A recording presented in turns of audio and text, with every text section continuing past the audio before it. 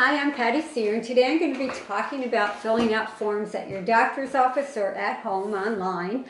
And there are a lot of problems we'll see as we go through this today.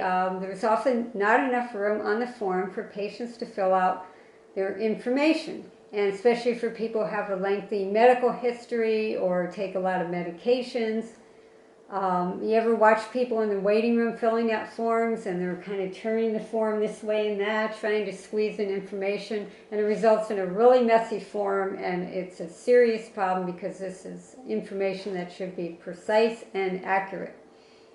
And I've also seen this with computers software. I've been told on a few occasions it didn't have enough room to list all my information. So one office just took a piece of paper, ripped it up, and told me to write in, information, just scribble it in and threw it in the file. So I followed up later to be sure they had the accurate information. But it's just a real problem for patients. So when you go to the office, it's a good idea to bring in a typed list that you can clearly read that has all your information on it. List your allergies, your prescriptions, the dose, any prior hospitalizations or surgeries, your emergency contact information and phone numbers and so forth. So that way you can more quickly, precisely, and accurately fill out your forms.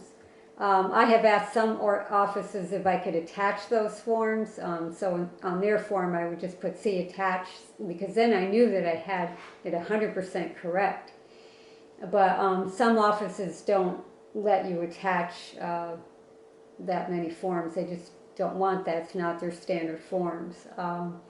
Others have let me do it. But either way, at least you have that information with you. And even when you're typing into your own computer at home, you'll have it handy. And when offices go over your current medications and allergies, always have your list updated as well, so you have wide open ears when they're talking to you about that, because I've caught many errors. And just the other day there was a medication that was mysteriously dropped from my history for some reason, so I caught it and they added it back on.